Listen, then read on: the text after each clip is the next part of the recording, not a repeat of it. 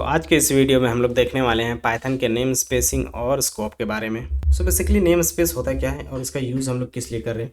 तो name space मतलब जैसे हम लोग कोई भी वेरिएबल्स को डिफाइन करते हैं प्रोग्राम में, तो उसके लिए कुछ ना कुछ स्पेस असाइन होता होगा उस वेरिएबल के लिए, उस वैल्यू के लिए नहीं, उस वेरिएबल के लिए। तो वो जो असाइन होता है वो अपने एक स्कोप बनाता है कि वो किस वैल्यू किस फंक्शन के अंदर या किस क्लास के अंदर वो यूज़ होगा। तो उसका एक एरिया बन जाता है, तो उसी के हिसाब से वो नेम स्पेस कहलाता है। So for example in imagine a name space as a mapping of every name we define to the corresponding the object. मतलब अगर कोई ऑब्जेक्ट बना रहे हैं तो उसके हिसाब से हम लोग उसका पहले नेम स्पेस देते हैं, तो जो मेमोरी में स्टोर होती है। बेसिकली हम लोग देखते हैं 3 टाइप्स के होते हैं, बिल्ट इन, ग्लोबल और लोकल।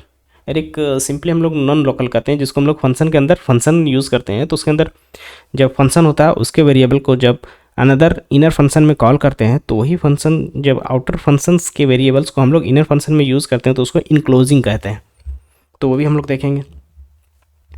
तो सिंपली आप देख सकते हो फंक्शन आईडी, प्रिंट, मॉड्यूल, ये क्या होता है कि हम विदाउट इंपोर्ट और विदाउट डूइंग एनीथिंग हम लोग इसको यूज़ कर सकते हैं। फॉर एग्जांपल अगर मैं आपको दिखाऊं,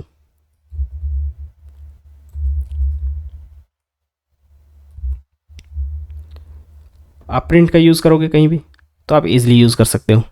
ऐसा क्यों होता है? क्योंकि ये क्या है कि एक्सेसिबल है पूरे इंटरप्रेटर के लिए, कहीं भी अगर पाइथन का यूज़ कर रहे हो तो।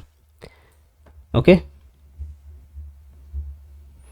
देन आपका आता है ग्लोबल। ग्लोबल मीन्स कि कोई भी एक्सेस कर सकता है मॉड्यूल्स। जैसे हमने इंपोर्ट किया और जैसे ही इंपोर्ट किया तो उस फाइल में इंपोर्ट करने के बाद उसके जितने भी वेरिएबल्स और मेथड्स होंगे उस फाइल्स में, जैसे फॉर एग्जांपल अगर मैं यहाँ पे यूज़ करूँ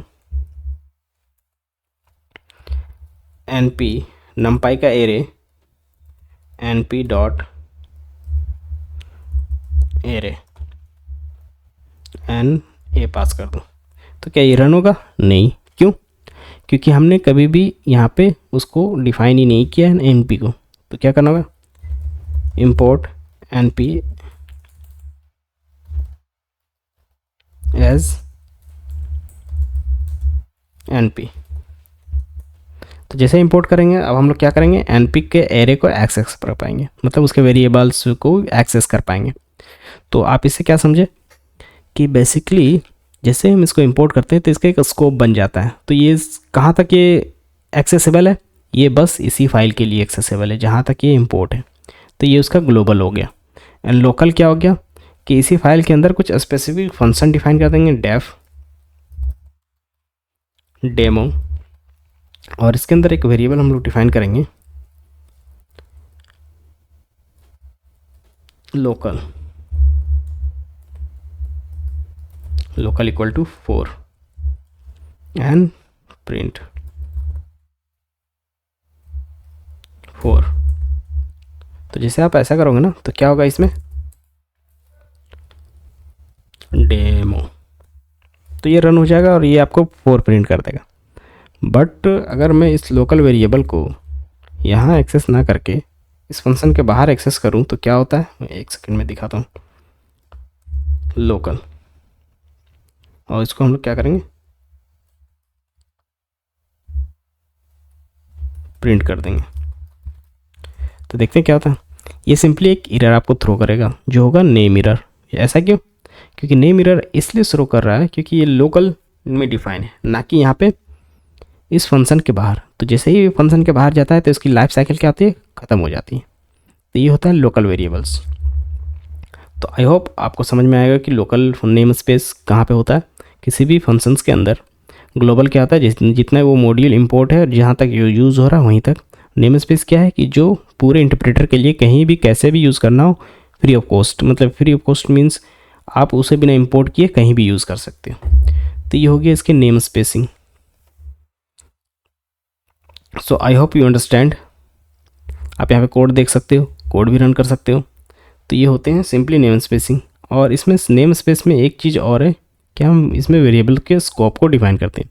तो जनरली वी डिस्क्राइब करते हैं 3 टाइप्स के, local scope, global and non local scope. तो वेरिएबल्स जैसे आपने डिफाइन किया फंक्शन के अंदर तो वो क्या हो गया आपका, वो हो गया आपका लोकल। और जैसे ही आप उसको डिफाइन करते हैं with the variable keywords global, आप ही का ये जैसे फंक्शन के अंदर डिफाइन किया तो ये आपका क्या हो गया, लोकल हो गया। बट आप इसमें क्या करोगे, अपना एक वेरिएबल पास कर दोगे आउटसाइड द फंक्शन और उसमें कुछ वैल्यू पास कर दोगे तो वो क्या होगा, वो हो गया आपका, जैसे एग्जांपल यहाँ पे देखो डिक्लेयर किया ग्लोबल वेरिएबल, कैसे पता चला, क्योंकि ये फंक्शन के बाहर है। तो ये फंक्शन के बाहर है तो इसको कोई भी फंक्शन, जितने भी फंक्शन आप क्रिएट करेंगे 8, 10, 9, 12 वो सारे इसको यूज़ कर पाएंगे। तो हो गया ये ग्लोबल, समझे। बट अगर इस कंडीशन में क्या होगा कि मैसेज यहाँ भी है और एक मैसेज में अगर हम लोग यहाँ पे डिफाइन कर दें मैसेज इक्वल टू न्यू, तो क्या होगा इसमें होगा कि वो कौन सा मैसेज वाला वैल्यू लेगा, नीचे अंदर वाला या बाहर वाला। तो जनरली वो अंदर वाला ही लेगा, क्योंकि उसका लोकल में जो पहले पड़ेगा वो उसके वैल्यू को ले लेगा, और ग्लोबल वैल्यू में उसमें क्या होगा, उसके वैल्यू को चेंज करेगा नहीं करेगा, क्योंकि ये मैसेज अलग है, वो मैसेज अलग है। वो कैसे पता चला हम लोग को, क्योंकि इसके वैल्यू, क्योंकि जैसे ही वो बाहर निकलेगा इस ग्रीट फंक्शन से तो ये मैसेज का जो उसका स्कोप था वो ऑटोमेटिकली क्या हो जाएगा, एंड हो जाएगा उसकी लाइफ साइकिल।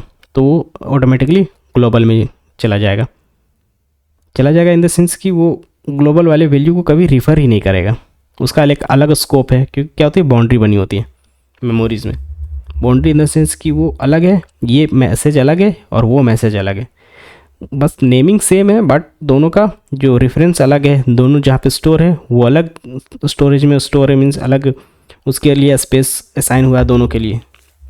तो ये होता है।